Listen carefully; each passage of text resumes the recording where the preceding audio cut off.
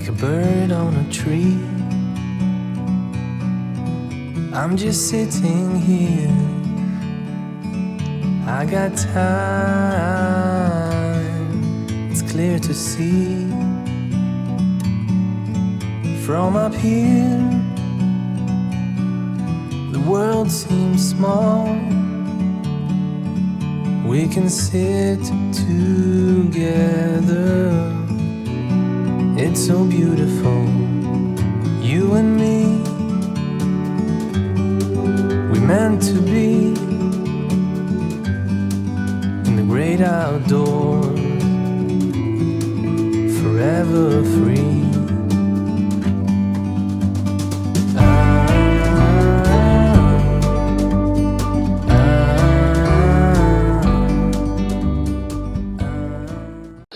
Hola, ¿qué tal? ¿Cómo estamos? Y bueno, estoy aquí para hablarles sobre mi versión sobre los escoltas privados en el País Vasco. La primera pregunta, os supongo que muchos de ustedes lo que se están ahora mismo preguntando es por qué la fecha de 1998 y por qué la fecha del año 2011. Pues muy sencillo, porque en 1998 fue el final de la tregua más larga de ETA, y a partir de 1998, concretamente fue el 3 de diciembre de 1999, cuando se daba ya por finalizada esa tregua, fue cuando se comenzó masivamente ya a contratar a los escoltas privados. Así que fue el comienzo del sector privado, de los escoltas privados, en lo que es la protección de cargos públicos, aunque a lo mejor en un momento determinado pues ya se hacía con vigilantes de seguridad vestidos de paisanos y con un revólver de una forma alegal totalmente, o ilegal, ¿no? Pero oficialmente comenzó en esa fecha y finaliza la fecha de finalización de este, digamos, vídeo. Es el año 2011 porque fue la última víctima de la banda terrorista de ETA, la víctima número 58. En ese espacio de tiempo de 1999, diciembre de 1999, hasta el año 2011. Y esa es la respuesta. Así que aquí lo dejo con la presentación y seguimos. Take a step back to see the truth around you. From a distance you can tell.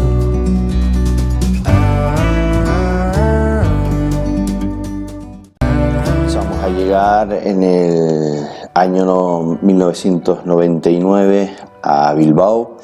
Yo concretamente pues cogí un avión desde el aeropuerto de Las Palmas de Gran Canaria hasta Loio, porque las oficinas de la empresa de seguridad se encontraban en Loio en aquella época, y recuerdo perfectamente que después de una huelga de Iberia, y tuvimos que dormir en el aeropuerto de Madrid, una huelga en el aeropuerto, no sé si exactamente era de Iberia, pero bueno, de limpieza, etcétera, como tantas huelgas que hay.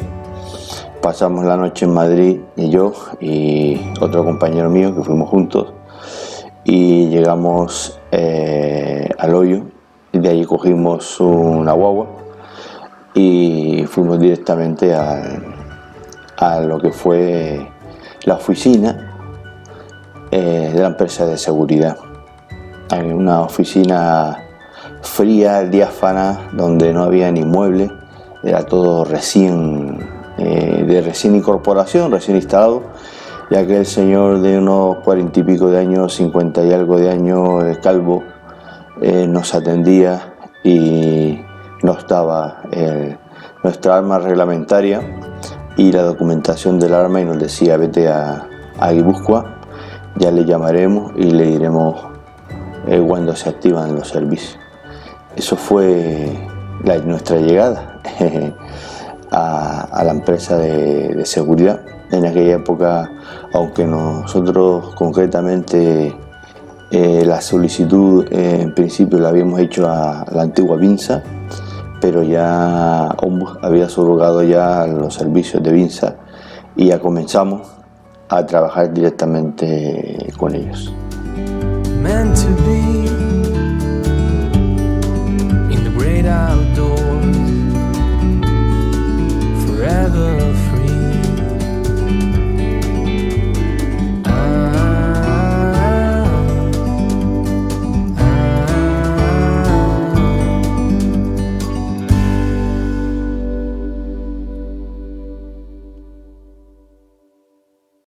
Luego ya el año 2000, por sí solo, el año 2000 fue un año muy fuerte, 23 víctimas, desde la muerte de curiosidades, ¿no? Yo no creo en la curiosidad, creo que esto está calculado, ¿no?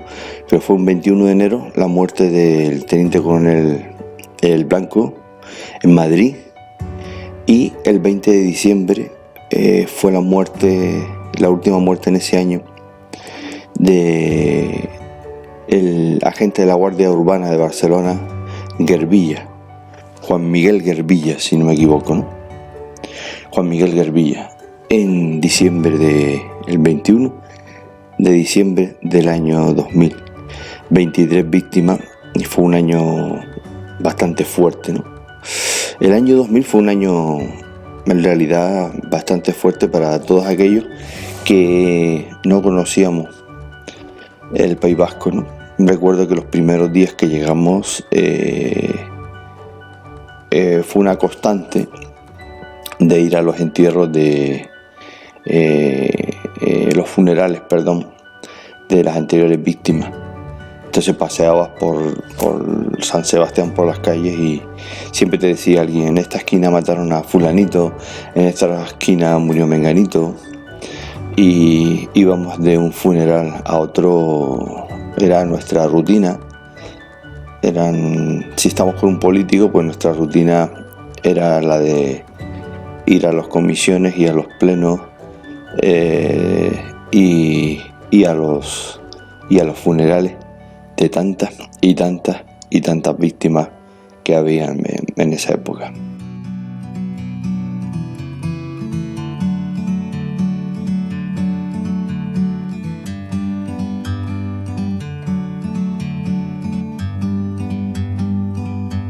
Like a bird on a tree,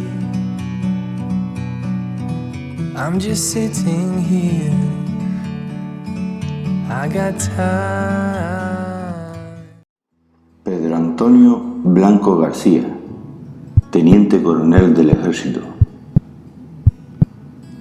Jorge Díez Elorza, agente de la Archancha, escolta.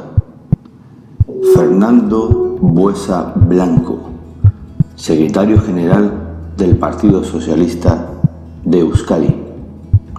José Luis López de la Calle, columnista del diario El Mundo, fundador del Foro de Hermua. Jesús María Pedrosa Urquiza, concejal del Partido Popular en Durango. José María Martín Carpena, concejal del Partido Popular en el Ayuntamiento de Málaga. Juan María Juáregui, exgobernador civil de Guipúzcoa por el Partido Socialista de Euskadi. José María Corta Uranga, empresario y presidente de la patronal de Zumaya. Francisco Casanova Vicente, subteniente del Ejército. Irene Fernández Pereira, agente de la Guardia Civil. José Ángel de Jesús Encinas, agente de la Guardia Civil. Manuel Indiano Azaustre, concejal del Partido Popular. José Luis Ruiz Casado, concejal del Partido Popular. Luis Portero García, fiscal jefe del Tribunal Superior de Justicia de Andalucía. Antonio Emilio Muñoz Cariñanos, teniente coronel médico perteneciente al Ejército del Aire. Máximo Casado Carrera, jefe de servicio en la prisión de Nanclares de la Oca. José Francisco de Querol y Lombardero, magistrado de la Sala de lo Militar, Tribunal Supremo, general del Cuerpo Jurídico de la Armada con categoría de ministro togado de la Armada. Armando Medina Sánchez, chofer de José Francisco Querol Lombardero. Jesús Escudero García, agente de la Policía Nacional. Jesús Sánchez Martínez, conductor de la EMT. Ernest Lluch, exministro de Sanidad, miembro del Partido Socialista Obrero Español, catedrático de la Universidad de Barcelona. Francisco Cano Consuegra, concejal del Partido Popular en la localidad de Villadecabe. Juan Miguel Guervilla Valladolid, agente de la Guardia Urbana. 22 de febrero del año 2000 no quiero decir que sea un antes y un después, pero sí cambió todo. Fue la muerte de Erchaina Jorge Díez, y también fue la muerte del secretario general del Partido Socialista, y por un coche bomba. Voy a leer exactamente los nombres porque no quiero dejármelos atrás, ¿no? Pero fue la muerte de Jorge Díez Elorza, que fue el Erchaina, que era el escolta de Fernando Buesa Blanco, que era el secretario general del Partido Socialista en aquella época. Esa muerte fue, como dije, un antes y un después, porque a partir de aquí, si bien los concejales del Partido Popular llevaban escoltas pagadas por el Partido Popular, fue a partir de esta muerte cuando ya el gobierno de España decidió poner protección a todos, y entonces pues ya de ahí comenzaron ya dos contratos diferentes. Por un lado, un contrato del gobierno vasco, y contrataban escoltas privados, y también un contrato a través de Madrid, y digamos que entre el gobierno vasco y Madrid pues ya comenzaron a pagar las escoltas privadas, y a partir de aquí se masificó los servicios de escoltas privados, y esto ya fue imparable. A partir de la muerte del secretario general del Partido Socialista y su escolta Jorge Díez en Álava, en Vitoria, por un coche bomba al paso. From up here, the world seems small. We can sit together. It's so beautiful. You and me.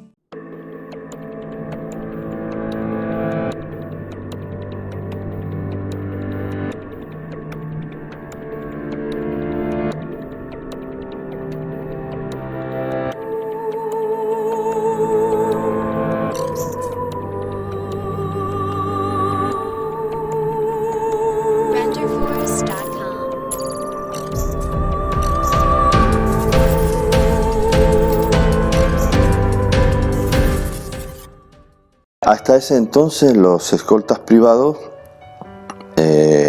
hacían servicios de... quiero decir que existían servicios dobles y servicios con un solo escolta. Los primeros escoltas privados, antes de la muerte del secretario general del PSOE, las escoltas se hacían de a uno, y los escoltas no llevaban ningún medio de protección en cuanto se refiere a, digamos, a inhibidores o chalecos antibalas o otros medios de protección, que no sea que los propios escoltas pues se lo compraban ellos mismos y se los ponían. a raíz de la muerte de cuando se masificaron ya los servicios y Jorge Díez, el Erchaina, y la muerte del secretario general, entonces tanto el gobierno vasco como Madrid ya comenzaron a darle inhibidores portátiles para los escoltas privados que hacían la protección, y ya ponían vehículos, ¿no? Entonces había ya servicios dobles con vehículos, con 2 escoltas, aunque también pues dependiendo de la peligrosidad de cada uno, el estudio que hacía el gobierno de Interior o el gobierno vasco, pues ponía un solo escolta y sin vehículo, ¿no? Como estuvo mucho tiempo también los jueces y magistrados con un solo escolta y sin vehículo a su disposición. Y había que gustar, claro, la gente que comenzó a hacer los servicios de protección lo hacían porque les gustaba, no por los medios de protección que les daban, ¿no? Porque evidentemente una cosa es que estés preparado, estés capacitado, y otra cosa es que te atrevas a hacerlo. No todas aquellas personas que se consideraban que estaban preparadas tenían el valor de ir a trabajar en esas condiciones, ¿no? Y por eso era más pasión, más cabeza gris que otra cosa el trabajo de protección. We meant to be in the great outdoors, forever free.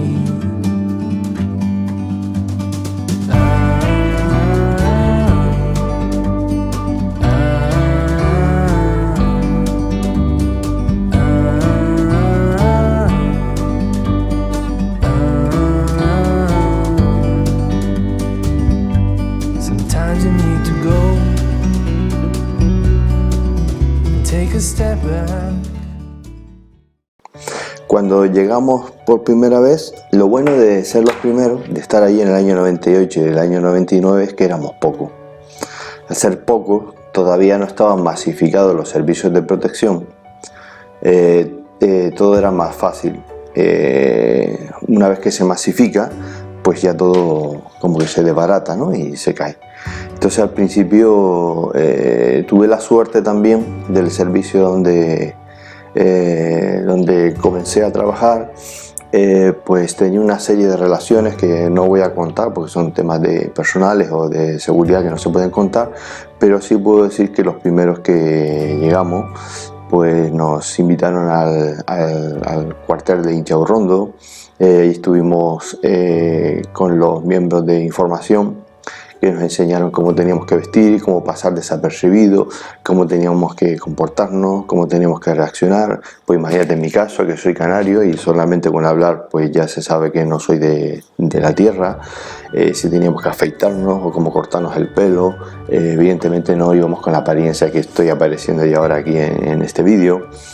O incluso pues luego se nos invitó a ir al taller de los TEGAS de la Guardia Civil. Vimos bombas lapas como eran, nos enseñaron cómo se ponían, dónde había que buscar, localizarlas, nos enseñaron bombas reales que podíamos verlas allí in situ. Luego también pues vimos restos de vehículos que habían sufrido atentados, que estaban ahí en el parking que tenía la Guardia Civil. En fin, se nos dio una formación que no es paga con todo el oro del mundo. Ni en ninguna academia ni en un centro de formación se da una formación pues como la que nosotros, los primeros que llegamos allí, pues recibimos. Estoy hablando del año 99. Y luego pues también entrenábamos juntos, íbamos a la galería de tiro y hacíamos tiro incluso con los propios miembros del grupo algunos miembros del grupo de información, y entrenamos en la propia galería de tiro, ¿no? Y a finales ya de cerca ya del 2010 y por ahí, pues el gobierno vasco quiso hacer una simulación de formación y se nos llevó a todas las empresas, pues todos los escoltas fueron obligados a ir a Arkaute, a la academia, a recibir una formación que fue muy básica, donde no aprendimos nada, y que quizás esa formación tenía que habernos la dado al principio, no al final, ¿no? Pero tuvimos la suerte de que fuimos bien formados, ¿no? también es verdad, porque estos días estaba viendo a través de vídeo una conferencia que se ha hecho en Andalucía, ¿no? Y estaban hablando sobre el retail, ¿no? Una conferencia de seguridad de estas que promociona la revista Seguritecnia, y ahí salía Galván del Cuerpo Nacional de Policía, de la Unidad Central, salía también el teniente coronel de Seprose, representante de la Archancha y también de la Policía Autónoma de los Mossos, y un tal Carles, ¿no? Pero me hizo mucha gracia bueno, gracia no, pero sí quería hacer una puntilla porque me quedé con eso cuando habló el de la Archaina y decía de la colaboración y en fin, que hay que colaborar con la policía y todo eso, ¿no? Y simplemente quería hacer un apunte, ¿no? En el año 99 a mí y otro compañero se nos prohibió en un principio entrar a la comisaría de Zarauz. Quien estaba allí en la UCI, el que estaba allí decía que nosotros éramos escoltas privados, que pertenecíamos a Interior Madrid y que no teníamos que entrar en la comisaría. Y fue porque nuestra protegida pues tenía que hablar, le llamó en la UCI para hablarle, dar las medidas de seguridad, y ella le decía, pero vamos a ver, si son mis escoltas me estás dando unas medidas de seguridad a mí, y ellos que son mis escoltas no pueden escuchar las medidas de seguridad que usted me está dando. Y bueno, al final, por casi como amenazándole de que se iba a hablar con el gobierno vasco, pues al final se nos permitió la entrada, ¿no? Eso, simplemente una anécdota, ¿no? Para que vean lo que era aquella época, y lo que ha cambiado con los años, que me parece muy bien, lógico, pero que era una época bastante dura, cuando solo podías confiar.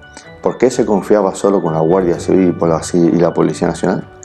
Pues porque era probablemente que en la policía local en el País Vasco, en las policías locales, hubiese miembros de ETA infiltrados, y era posible también que hubiese en la propia Policía Autonómica, y no así en la Policía Nacional con la Guardia Civil. O sea que no solo teníamos que preocuparnos de los malos, pero los malos podían estar en cualquier parte, incluso donde menos te lo esperas, ¿no? Al igual llamabas a la policía local porque tienes un problema y venían a matarte, ¿no?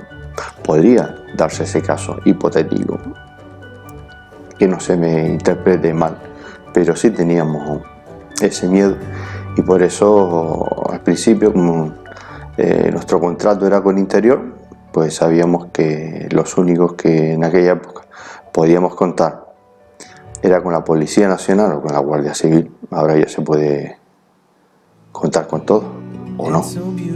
Digo. You and me, we meant to be in the great outdoors, forever free.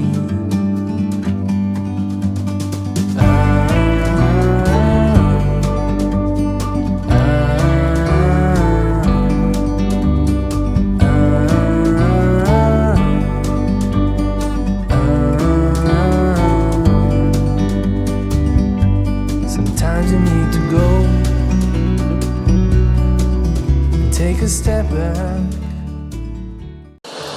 Hay cosas que evidentemente marcan un antes y un después, y si hubo un momento que nos preocupó a todos cuando estábamos trabajando en el norte, fue sin duda el accidente.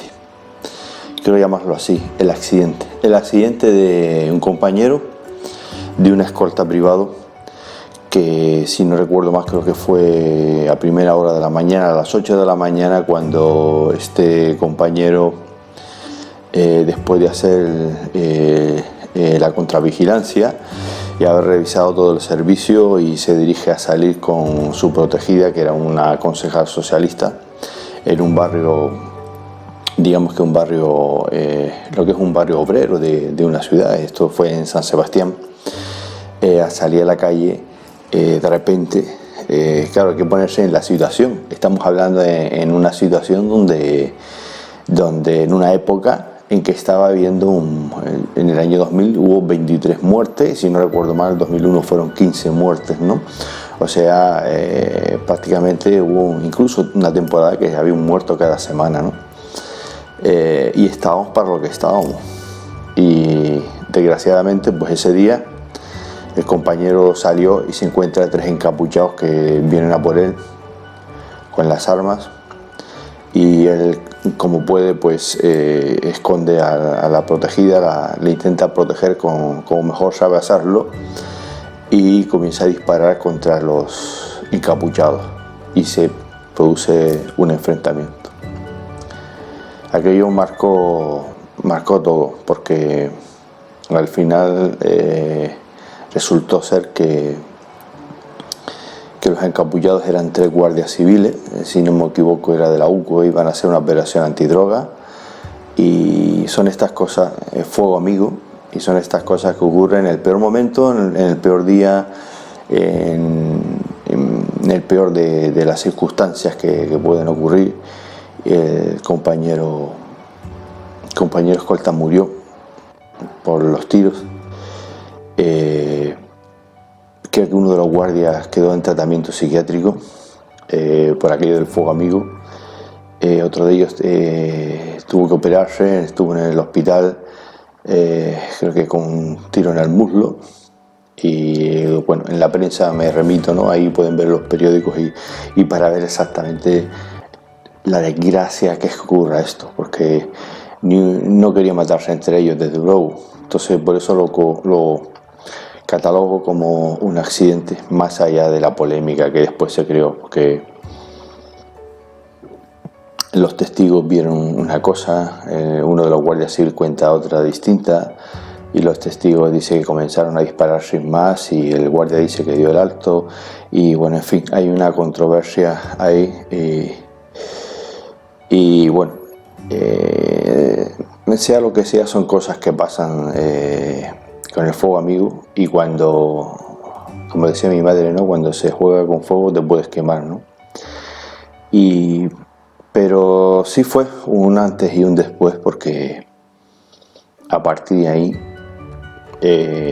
también cambiaron algunas cosas que no voy a comentar por motivos de seguridad, pero sí se cambiaron algunos protocolos, y bueno, los que eran contratados por la Policía Autonómica Vasca pues contactaban directamente con la policía, utilizaban casi los mismos códigos, y el escolta privado pues trataba con la Policía Autonómica como si fuese un compañero más, aunque sea del sector privado, y todo funcionó de otra manera distinta, ¿no?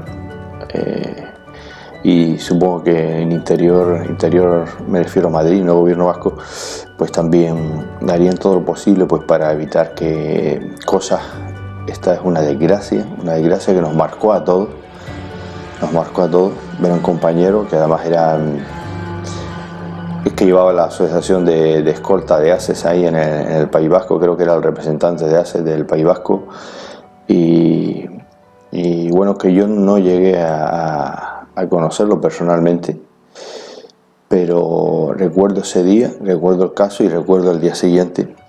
Además me encontraba haciendo una contravigilancia al lado del Banco de España en San Sebastián, y se acercan 2 individuos, un chico y una chica, y claro, al día siguiente, después de haber ocurrido esta tragedia, ¿no?, tan grande, y cuando se acercan a mi altura pues me dicen: oye, que nosotros también somos compañeros, ¿no?, como para evitar otro suceso parecido al que había ocurrido, ¿no? Porque en ese momento yo me encontraba haciendo una contravigilancia, el compañero estaba un poco más lejos que yo, había llamado a la policía y estamos esperando un Z de la Policía Autonómica de la Archancha para identificar a unos individuos en un vehículo, y estos policías como que se dan cuenta de que nosotros también éramos escoltas, y bueno, se pusieron a hablar con nosotros un poco como compugido, ¿no?, por la situación que había pasado, y para darnos el pésame entre nosotros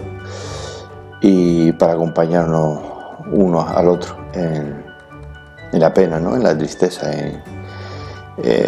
Bueno, nosotros sabíamos que íbamos allí, nos exponíamos a grandes peligros. Lo que no te imaginas nunca es que te vas a exponer a que la muerte venga con fuego amigo, ¿no? Y bueno, yo simplemente quiero no quiero entrar en polémicas, si hizo bien, si hizo mal, cómo fue la actuación, etcétera, etcétera, porque eso solo lo saben ellos que estuvieron ahí y ellos son los únicos que saben lo que pasó realmente. Y yo prefiero quedarme con el recuerdo de que se hizo un buen trabajo en el norte y eso simplemente pues es un accidente. No es la primera vez que ocurre accidente fuego amigo entre distintas policías y bueno, pues esto fue un caso más donde aprendimos todo y donde aprendimos maduramos todos y a partir de ahí fue otra forma de ver las cosas.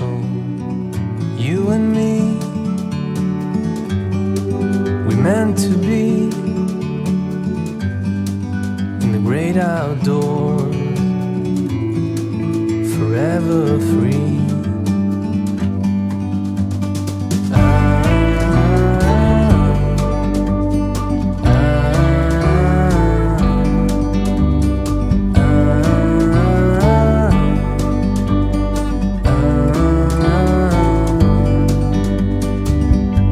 Sometimes you need to go and take a step back.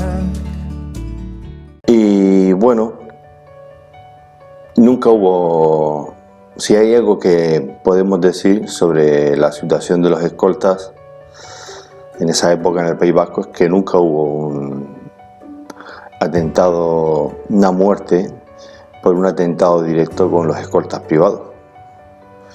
La verdad que el terrorismo etarra se caracteriza porque es un terrorismo cobarde. Entonces nosotros sabíamos, porque así nos lo había explicado la Guardia Civil, que los etarras eran cobardes y que nunca, estadísticamente nunca ha habido un enfrentamiento cuerpo a cuerpo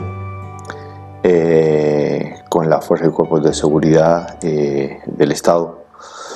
El etarra siempre es un tiro en la nuca, te pone una bomba lapa, pero nunca hay un enfrentamiento, a no ser que fuese una cosa que ocurrió por error, como por ejemplo el famoso tiroteo de Heiskibel entre la Guardia Civil y los etarras. Pero bueno, eso es una excepción y fue por un error, una equivocación, y no porque se buscara que fuese de esa manera. Entonces nosotros también partíamos de la base de que el terrorista de ETA es cobarde y que nunca iba a haber un enfrentamiento cuerpo a cuerpo, pero sí sabíamos que podían atacarnos por la espalda o cualquier otra técnica cobarde que ustedes se puedan imaginar, ¿no? De hecho hubo un solo incidente grave, digamos. Hubieron muchos incidentes, ¿no? Pequeños amagos, peleas, forcejeos y cosas de ese tipo, pero lo que fue un atentado con bomba a un compañero. Le pusieron una bomba en el coche, la bomba al final por cosas del designio del Señor, ¿no? Pues falló y lo que hizo explotó, pero incendió el vehículo y el compañero se quemó dentro del coche, pero bueno, salió vivo y pudo salir por su propio pie y no pasó de ahí la cuestión. O sea, sí se ha intentado ir a por los escoltas privados, pero digamos que también teníamos como una cierta aureola y un paradigma que rodeaba al escolta privado y ese carácter de mercenario, ¿no? Que decían algunos, que yo no lo veo por ningún lado, porque éramos profesionales que trabajábamos para una empresa privada y contratados para el gobierno vasco Madrid y para el gobierno y para la protección de cargos políticos, ¿no? O autoridades. Y yo no lo veo nunca como un mercenario. Puede ser que alguien trabajara por dinero, ¿no? Pero sinceramente había poca gente que para las condiciones que teníamos nosotros de seguridad quisiera hacerlo solo por dinero. Y si no te gustaba no se podría aguantar tanto tiempo y tantos años, porque este no es un trabajo agradable, tienes que tener pasión y tenía que gustarte, porque anula tu vida. Tú ya no tienes vida, es la vida de tu protegido, y tú sabes cuándo sales de casa, pero nunca sabías cuándo volvías a casa o si volverías a casa, que esa es otra también, ¿no? Entonces, por eso digo que estas cosas no se hacen solo por dinero. Y bueno, pues yo creo que los etarras también aparte nos tenían cierto miedo, ¿no? Porque pensaban eso, que éramos mercenarios y que podíamos actuar no en contra de la ley o no cumpliendo con la legislación, pero a la policía siempre se le ve como que se deben a la policía y que tiene que cumplir con la ley, y al mercenario siempre se le ve ese paradigma que no es verdad y no es real, pero siempre al verse con ese carácter o ese paradigma de que el escolta privado era un mercenario, pues como que se le tenía también, yo pienso que sí, se le tenía más miedo y más respeto, porque los terroristas no la tenían toda segura de cómo iba a responder un mercenario. Y yo creo que nos tenían por ese lado más miedo. Evidentemente nos ponían dianas, y yo en mi domicilio particular llegué a ver hasta 2 dianas, una diana para mí y otra para mi esposa, por supuesto, como que sabía que vivíamos 2 personas y que se podía, en cualquier momento se podía atentar con cualquiera de nosotros. Por eso trabajamos el doble, ¿no? Nuestras propias medidas de seguridad, las medidas de seguridad de nuestra familia y luego todas las medidas de seguridad que teníamos que poner en marcha para salvar la vida al protegido, ¿no? Para protegerle. Entonces estábamos las 24 horas del día pues al 100%, sin poderse distraer. Aquello que digo yo mucho en los cursos de formación, que el vigilante de seguridad debe estar, no puede trabajar en stand-by, en piloto automático, sino siempre tiene que ser consciente de lo que se es, pues eso los escoltas privados lo tenían que llevar a rajatabla las 24 horas del día. Había que ser siempre consciente de lo que se es, y porque cuando te viene un ataque ya no tienes tiempo de responder, por eso tienes que estar siempre consciente para poder responder inminentemente a cualquier ataque sorpresivo. Sí, muchos escoltas, yo concretamente, cuando se detuvo el comando Bruncha, nos llamó la Policía Autonómica porque en la documentación que se incautó al comando Bruncha había salido yo, había salido mi compañero, nuestra protegida en aquella época, y como que nos habían hecho seguimiento para un posible atentado, ¿no? Lo que ocurrió algo bueno, porque cuando nos llamó la policía pues aprendimos una cosa muy importante, fue si esa es la documentación que tienen los terroristas, pues muy bien, porque nosotros hacíamos más de un año que ya no hacíamos ese recorrido. Se nos había visto por el malecón de Zarauz pasear con nuestra concejal, y bueno, si esa era la información que tenía, era una información antigua ya, porque nosotros hacíamos más de 2 años que ya ni siquiera nos acercamos por el pueblo. Por lo tanto, eso también pues nos relajó un poco y nos hizo saber de que esa información ya era falsa, ¿no? Y por otro lado era normal, porque nosotros estamos en plena campaña electoral, las elecciones en que José María Aznar perdió las elecciones, la ganó el Partido Socialista. Esa campaña electoral fue una campaña para nosotros muy fuerte, porque nos pasó otra clase de aventuras. Y bueno, nosotros comíamos durante la campaña electoral en el malecón de Zarauz en pleno verano, y al lado nuestro en otra mesa estaba el Joseba Permach, pues comiendo también, probablemente al igual pues fue el mismo quien pasó la información, ¿no? O cualquier otro que estaba allí, porque era una cosa, pero bueno, una cosa puntual durante el verano. Eso sí, me hizo gracia porque cuando te llamaba la policía y te decía, no, es que, en fin, nosotros queremos que ustedes tomen unas precauciones, que miren debajo del coche, y bueno, nos daban unas explicaciones tan de parvulario que mi compañero y yo nos mirábamos como diciendo, pero este hombre se cree que nosotros estamos aquí de vacaciones o que no somos escoltas o que, porque lo que nos decía era tan básico.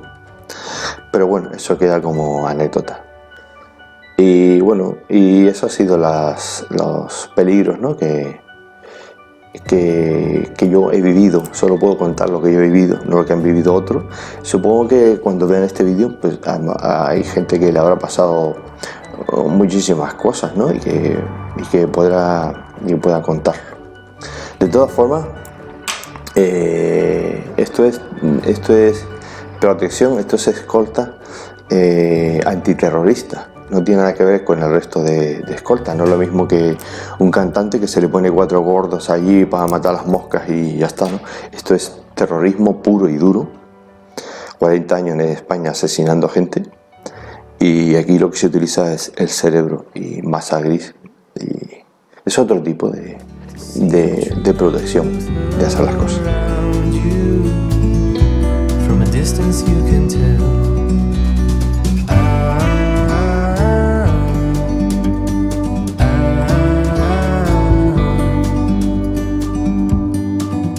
You and me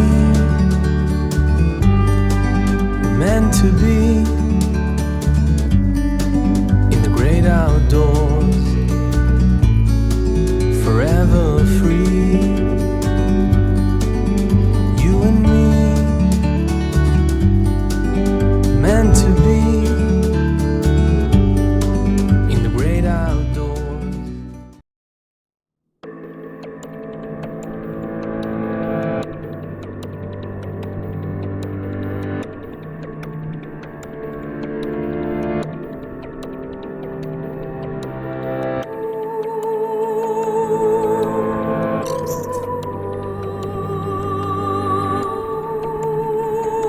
RenderForce.com.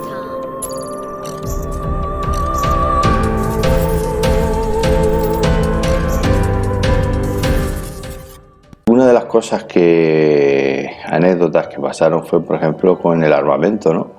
Porque la Guardia Civil y la Policía Nacional todavía tenían en el año 99, del año 2000, hasta 2000 y un poco largo, todavía tenían unas armas obsoletas, ¿no? Y claro, los escoltas privados, pues como las empresas no habían trabajado nunca con escoltas privados, todo el armamento se tuvo que comprar nuevo, porque no habían armas, ¿no? Entonces claro, nosotros utilizábamos pues unas HK, armas de un Glock HK, también armas de Smith & Wesson, armas de última generación. Y la Guardia Civil y la policía pues flipaba con nosotros, ¿no? Cuando en algún momento determinado pues hablábamos sobre las armas que teníamos, pues claro, los tíos estaban alucinados, ¿no?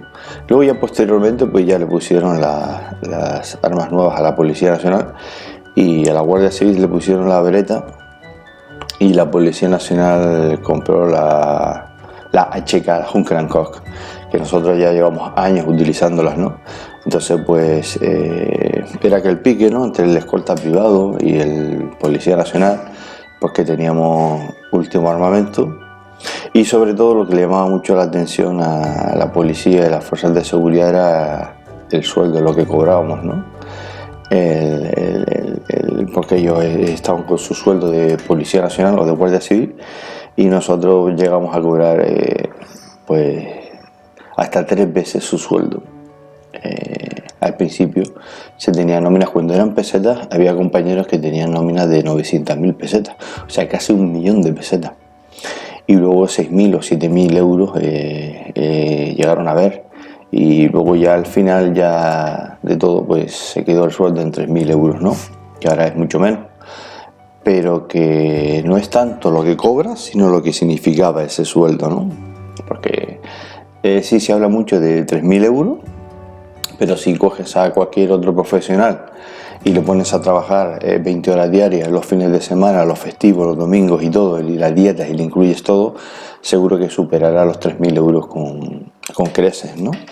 Entonces no es tanto el sueldo, que era un paradigma, ¿no? Era el paradigma del gran sueldo del escolta, pero sin embargo nadie hablaba del sacrificio que suponía tener ese sueldo, que salir de casa y no se sabe cuándo volvía, o cuándo descansaba, o cuándo libraba. Mientras que el Policía Nacional tenía una semana grande y otra chica, libraba 3 días una semana o libraba 4 otra semana, pues nosotros trabajamos mes tras mes sin librar nunca. Yo estuve muchos meses seguidos trabajando sin librar un solo día de descanso. Por lo tanto, al final había un exceso de horas, un exceso de trabajo, que más que bien lo llevábamos, que sabíamos que redundaba en contra de nuestra seguridad, porque no se puede estar eternamente con los sentidos puestos. Era un desgaste, pero era lo que había, lo tomabas o lo dejabas, ¿no? No había otra opción de hacerlo, ¿no? Y pues lo llevabas. Y bueno, luego ya se fue reduciendo los sueldos y aumentando los días de descanso y evidentemente el sobre cerrado que vino posteriormente, porque en un principio pagaban todo, por eso se cobraba tanto, ¿no? Las comidas, las dietas, los traslados, se pagaba absolutamente todo y se desorbitaba las nóminas, ¿no? Ese recuerdo que tengo cuando comenzamos trabajando con el Partido Popular y nos pagaba el Partido Popular, que al principio era el propio partido que pagaba los primeros escoltas que llegaron allí, hasta la muerte de Buesa, que después ya lo pagó Interior, y ya se contrataron escoltas en plan masivo y lo pagaba el gobierno vasco o lo pagaba Interior, o sea, todos los españoles. Pero los primeros que llegamos allí trabajamos directamente para el Partido Popular y el sueldo lo pagaba el Partido Popular, porque las víctimas eran de concejales del Partido Popular. ETA se estaba cebando con el Partido Popular y fueron los primeros que contrataron escolta. Entonces teníamos unas nóminas desorbitadas. Cuando ya lo pagó el gobierno vasco, se empezó a reducir y se inventó el sobrecerrado. Entonces el sobrecerrado lo que llevaba era que a lo mejor tenías un servicio de un montón de horas y cobrabas lo mismo que a lo mejor otro compañero que tenía un servicio que nada más que estaba 3 horas al día trabajando. Y ese era el problema, ¿no? Y luego otra de las cosas que tenía el sector privado era de los medios y los equipos. Si no te lo ponían el gobierno, no te lo ponía la Archaina, pues al final siempre había entidades privadas. Que yo llegué a tener un vehículo, pues un inhibidor, que era la hostia, vamos, era la envidia. Íbamos a Madrid, allí nos lo ponían en el inhibidor, lo llevamos cada 3 meses a revisar, cada vez que nos lo pedía la asistencia, y era súper potente, y que nadie tenía ese inhibidor, lo teníamos nosotros. Y eso era gente, a lo mejor una empresa tecnológica, pues que era una ayuda a la causa, y a lo mejor le regalaban al protegido pues el inhibidor. Y siempre tuvimos, lo bueno de trabajar en terrorismo es que siempre teníamos la última tecnología. Igual que con las pistolas, los 9 milímetros Parabellum eran de última generación, los inhibidores eran de última generación y trabajamos con geolocalización, con GPS y con la última tecnología. No rellenamos nunca un parte escrito porque todo lo hacíamos a través de la internet, a través de aplicaciones informáticas y siempre estuvimos trabajando con la última tecnología que existía y que se entendía y que había en ese tiempo. Entonces lo bueno de estar en la élite, entonces escolta de élite, es que siempre tienes lo último de lo último de lo último. To see the truth around you, from a distance you can tell.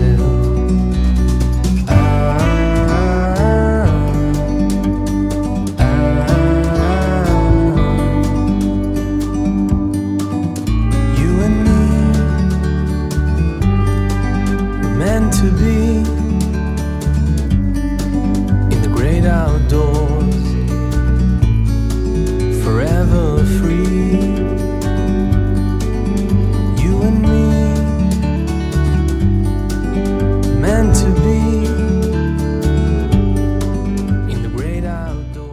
Lo bonito para nosotros, para los escoltas privados, que por primera vez trabajábamos en algo serio en terrorismo, ¿no?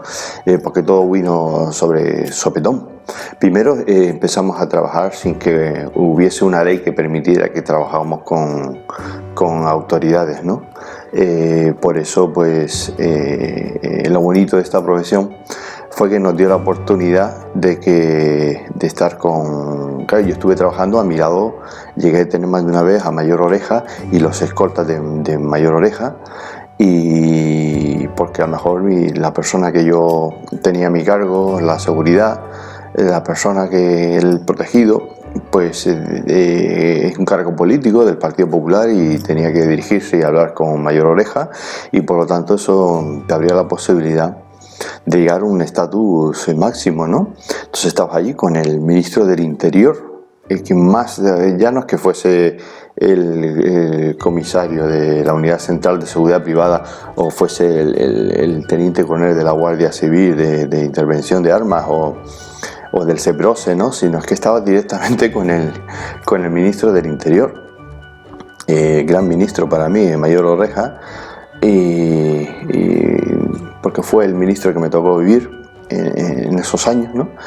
Y con sus escoltas, e incluso una vez llegamos a trabajar directamente bajo las órdenes del jefe de seguridad de José María Aznar, ¿no? Cuando vino al meeting en el Estadio Euskalduna, el famoso meeting de José María Aznar, que luego contaré esa anécdota, ¿no? Pero fuimos nosotros, los escoltas privados, que hicimos llegar al ministro, y posteriormente pues cambió la legislación y se añadió una disposición final a la Ley de Seguridad Privada, donde ya se decía que los escoltas privados, siempre y cuando lo tenga a bien el Ministerio del Interior, podrían hacer protección a las autoridades. Y bueno, son experiencias muy bonitas que vivimos, que para aquel vigilante de seguridad en su ciudad, como yo, en Las Palmas de Gran Canaria, ahí perdido, como puede ser en Cáceres, Badajoz, Andalucía o cualquier otro lugar, trabajando como vigilante de seguridad y acostumbrado pues a que te miren por encima del hombro, o el desprecio de la gente, ¿no? De mucha gente, perdón. No hay que meterlos a todos en el mismo carro, ¿no? Llegar a verte en la élite de la élite y que se te respete. Y sobre todo el miedo, que aquí sí que me gustaría profundizar, es hablar del miedo, porque mis alumnos saben, y yo siempre lo hablo en clase, lo difícil es cómo explicarle a alguien que nunca ha tenido miedo lo que es pasar miedo, ¿no?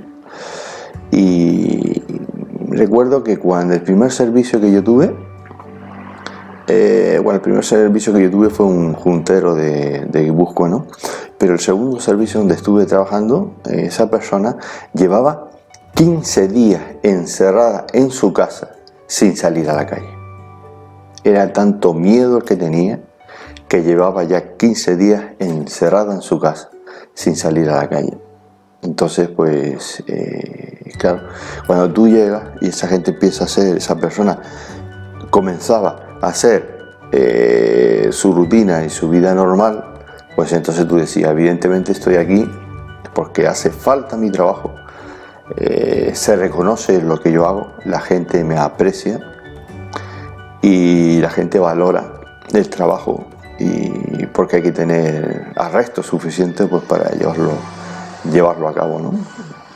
Muchos compañeros que en Las Palmas, en el aeropuerto y demás, presumían de que eran muy valientes, no se atrevían a ir al norte, siempre poniendo la excusa por delante de que, claro, de que, en fin, la familia, que no me pueden mover y tal, pero en realidad era miedo al morir.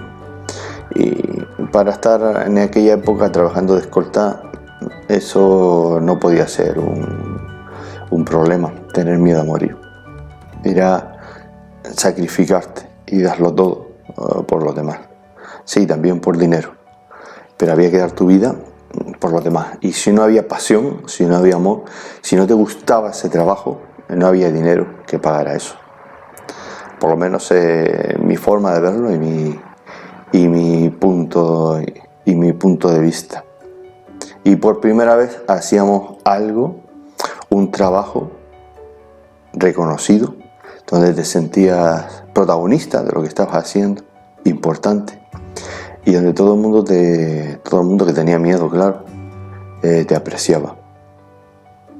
Y entonces esos momentos buenos confortan todos los momentos malos. See the truth around you. From a distance you can tell.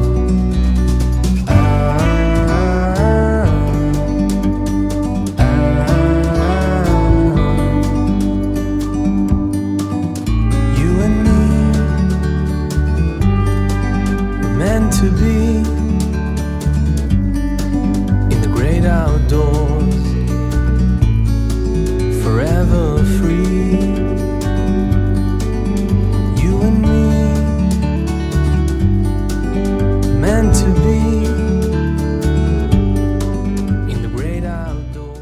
La última anécdota que había dicho antes que podía contar fue cuando José María Aznar fue al Estadio Euskalduna a un meeting y bueno, pues fueron todos los políticos, ¿no? Los concejales, todos fueron del Partido Popular, por supuesto, fueron a ver a José María Aznar, el presidente del gobierno, al Estadio Euskalduna, y entonces ocurrió que nos llaman y nos dicen que necesitaban nuestra colaboración, y cuando fuimos, pues la Guardia Civil nos explicó de que se había visto gente que había entrado con unas telas blancas, ¿no?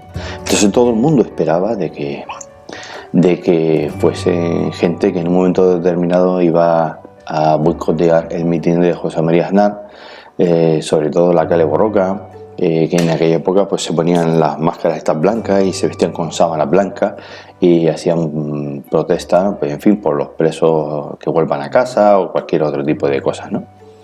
Y casualidad de que, bueno, que efectivamente nos dicen que eso podía pasar y nos pusimos en unos sitios estratégicos, y llega un momento que los guardias civiles nos llaman, que estaban de paisano, nos llaman porque notan de que van a comenzar a sacar la encartelada, ¿no? Entonces nosotros entramos y empezamos a coger y a sacarlos del recinto, ¿no? Y bueno, la gente, pues claro, cuando ve que entran los escoltas privados y que esa gente que iban a sacar las batas blancas o unas telas blancas, la cogíamos y los sacábamos del recinto, pues todo el mundo empezó a chillar y a gritar asesinos, asesinos, asesinos, ¿no?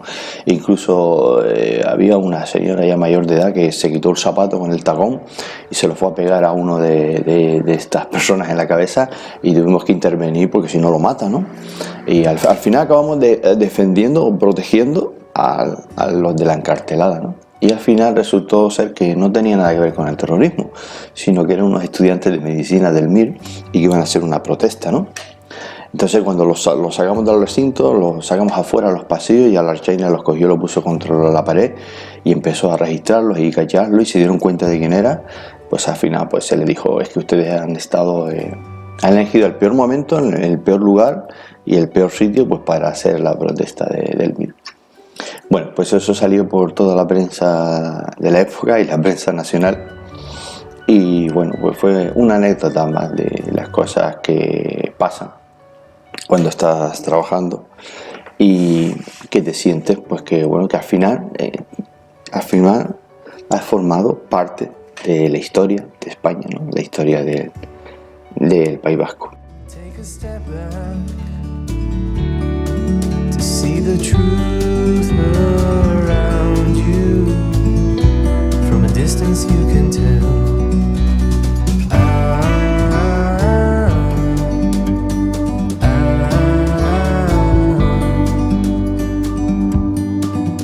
You and me were meant to be in the great outdoors, forever free. You and me, meant to be in the great outdoors. Bueno, las relaciones, ustedes han visto la película de Winnie Houston, El guardaespaldas, ¿no? Pues hay cosas que son las relaciones humanas, ¿no? Y el estar tanto tiempo pues armado con una persona, pues al final pues todos somos seres humanos, ¿no? Y acaban formándose relaciones, ¿no? Muchas veces me han hecho esa pregunta, si había relaciones más allá de lo profesional entre escoltas y protegidos, y por supuesto no quiero esconder ese tema. La respuesta es sí, sí ha habido, donde normalmente uno se acaba casando, pues donde con aquella persona que conoce, donde pasa más tiempo, ¿no? Habitualmente en el trabajo es donde uno pasa más tiempo, ¿no? Entonces pues es normal que en un hospital pues se enamoren médicos y enfermeras o en fin, o cualquier otro cargo que hay dentro del hospital, mejor con sectores diferentes, ¿no? Con limpieza, con celadores, con médicos, en fin, porque se está todo el día trabajando ahí es donde se conoce a la gente. Y con los escoltas pues pasa lo mismo, ¿no? Y sí ha habido matrimonios y escoltas que se han casado con protegidas, y escoltas que se han casado protegidos, y protegidos que se han casado con sus escoltas, sea femenino o masculino. Y no solo en el sector privado, sino también hay casos que no voy a comentar por discreción profesional, que han habido entre políticos y policías nacionales, por ejemplo, u otras policías. Y eso también pues pasaba al final con el escolta privado, ¿no? Vivir quizás esa aventura de Kevin Costner con Winnie Houston en la película del guardaespaldas, ¿no? Pero la realidad a veces supera lo que es la ficción, sí, puede pasar, por supuesto. Yo conozco compañeros también que, no solo con políticos, sino también con jueces o magistrados, magistradas y juezas, ¿no? Ha pasado en todos los ámbitos, pues al final. Eso no quiere decir que se deje de ser profesional, eso se resolvía, ¿no? Normalmente cuando ocurre una situación de este tipo, pues se hablaba con la empresa, se explicaba lo que había pasado, e inmediatamente pues se te asignaba otro servicio y ibas a otro servicio y se cambiaban, de manera de que lo que sí es peligroso, eso pasa en muchas profesiones, ¿no? Incluso hasta en el Corte Inglés, pues los miembros de un matrimonio no pueden estar en la misma tienda, ¿no? Se les cambia al matrimonio de sitio. Pues lo mismo pasa con los escoltas. Si se daba ese caso, pues había que cortar, no podían estar juntos, evidentemente, porque si no podría darse el caso de que se dejara de cumplir las medidas de seguridad, ¿no? O que te vas a hacer la contravigilancia a ti mismo, ¿no? Era una cosa que, en fin, que era lógico que se cambiaran los de pareja, ¿no? Que se cambiara de servicio para no estar una misma pareja siendo protegido y escolta y protegida, ¿no? Era habitual, era normal y pasaba con frecuencia porque fueron muchos años trabajando ahí y era bastante normal. Take a step back to see the truth around you. From a distance you can tell.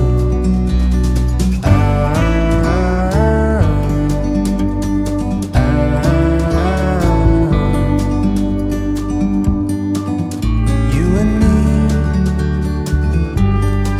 were meant to be in the great outdoors, forever free.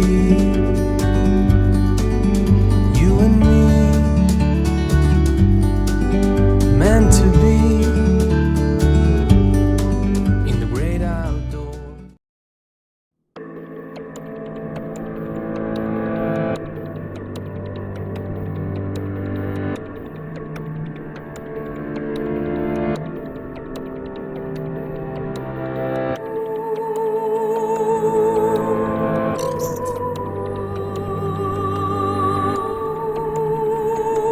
RenderForce.com.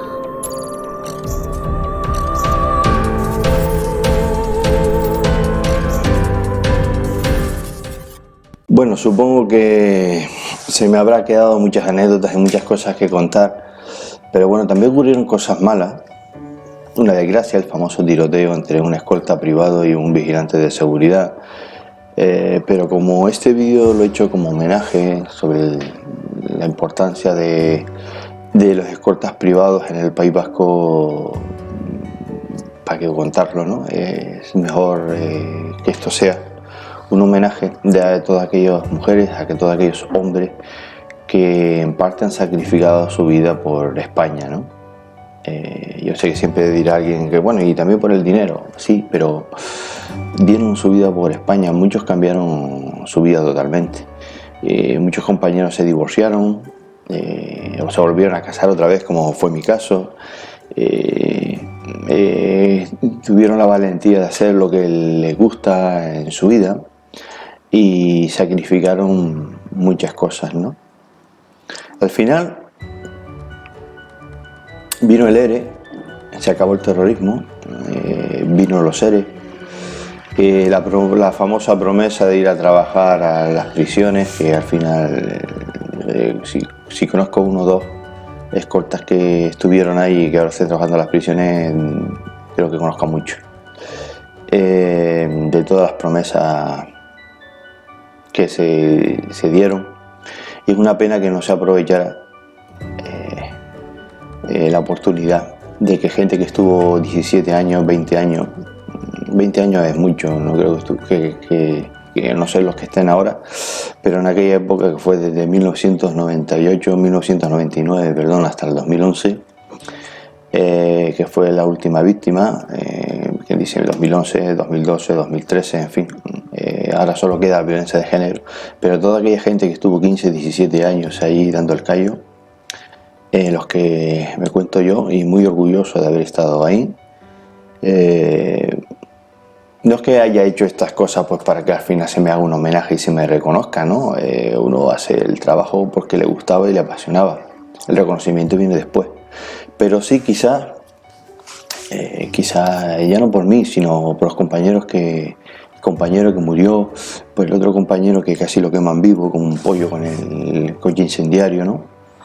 Que de alguna manera, yo sé que en su día, creo que en el gobierno vasco, en el Parlamento, se dio un agradecimiento a los escoltas privados, que quedó ahí, y creo que solo se enteraron ellos, nada más, pero nunca se ha dicho nada de ello. Y bueno, sí, algún que otro documental pues para hablar del tema económico, o porque a lo mejor le interesaba alguna cadena de que se hablara mal de algún partido político en concreto, pero echo de menos que se le ha hecho un homenaje. Al fin y al cabo, lo que he contado simplemente es mi versión, y cada uno tiene su versión, y bueno, si la gente se anima y comenta cosas, a lo mejor podemos hacer una segunda parte ya profundizando más en lo que fue los escoltas. Pero creo que me gustaría que esto quedara como un legado para los futuros, para la gente joven, las nuevas generaciones, la nueva gente que quiera trabajar en seguridad privada, y que sepan que los escoltas estuvieron ahí, que no hubo ninguna víctima a manos de ETA, de que nunca mataron a ningún concejal que llevara escolta, a no ser que renunciara a ella o que se escapara de la escolta, que eso es diferente, y que fue un éxito total lo que hicieron los escoltas privados en Euskadi en una época dura que jamás se va a volver a repetir, ¿no? Ahora hay otro tipo de terrorismo yihadista, el modus operandi es diferente. Se necesita otra preparación, otra forma de hacer las cosas, y bueno, ahí queda el legado y queda pues toda esa gente que dejó su tierra. En mi caso yo dejé Canarias, otros dejaron Andalucía, otros dejaron Teruel, otros dejaron Toledo, se fueron allí, hicieron su vida, algunos se han quedado arraigados, otros pues por motivo de trabajo no hemos tenido que ir, y fue una pena que al final no se cogiera a todos esos profesionales con tantos años de formación y se les pusiera, o se les diera una oportunidad para entrar a las fuerzas y cuerpos de seguridad del Estado, gente ya con experiencia y preparada, porque aquí había de todo, había escoltas que bien venían de las fuerzas y cuerpos de seguridad, me refiero del ejército, y había gente que había servido en cuerpos de élite, como había gente también que el único entrenamiento que tenía fue la película de Whitney Houston, ¿no?, del guardaespaldas, pero que llevaban, se hicieron allí después de 17 años trabajando y ya con una experiencia que mucha gente querría tener, ¿no? Recuerdo sobre todo cuando venían al norte, venían los policías en comisión de servicios de Madrid y todos asustados mirando para un lado y para otro y con miedo, ¿no? Y ahí es cuando te das cuenta, dice, claro, como una vez le pregunté a uno de ellos y me dijo, dice, no, yo es que hace 5 años que entré en la Policía Nacional. Y claro, aquello me dio que pensar porque dije, digo, cuando tú entraste en la academia, yo llevaba 10 años de experiencia aquí haciendo escoltas, ¿no? Entonces que por eso pienso ahora que se ha desaprovechado pues una formación que ha tenido pues personal privado y que las fuerzas y grupos de seguridad, pues yo sé que hay que ser en una posición, ¿no? Pero se podía haber dado una puntuación alta a gente que tenía esa experiencia y se había jugado la vida, el día a día ahí, ¿no? Se podía haber aprovechado todo eso. Y bueno, esto lo he hecho en mi casa, este vídeo, con un ordenador y los medios ordinarios que tengo en casa, sin cámara de vídeo y sin nada de lujo, y simplemente es un recuerdo. Y he contado mi verdad, cada uno tiene su verdad. Ni mucho menos quiero que esto sea una realidad, es lo que yo viví y espero que lo he hecho de la mejor manera que he podido hacerlo y con todo el cariño del mundo, y un recuerdo de los escoltas en Euskadi que yo creo que todos podemos tener presente. Así que por todos los escoltas privados y por todos los sueños y por todas las ilusiones y por todo lo que se vivió allí, gracias a todos. Y sobre todo quiero dar las gracias a todos los protegidos, a todos,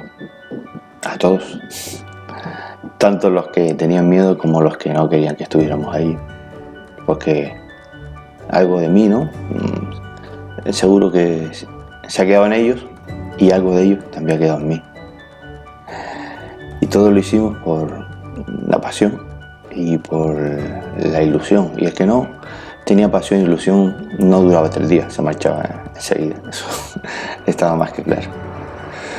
Bueno, aquí dejo el vídeo, que sirva por lo menos pues para conocer algo de lo que fue aquello, y como siempre digo, nos vemos en otro vídeo, ¿no? Esta fue la historia de las escoltas en el País Vasco, y bueno, si ha gustado, pues algo hacemos una segunda parte.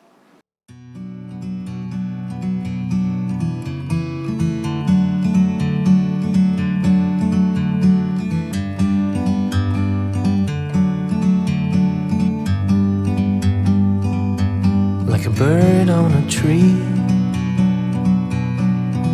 I'm just sitting here. I got time, it's clear to see.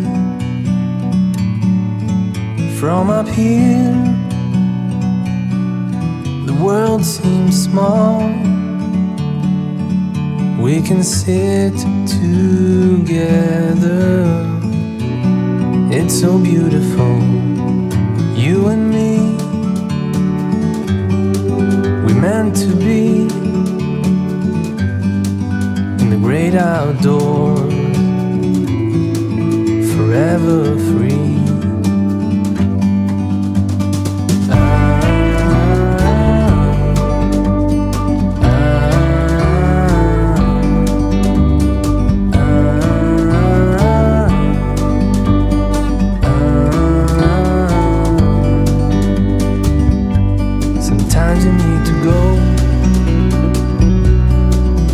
Take a step back to see the truth around you. distance you can tell.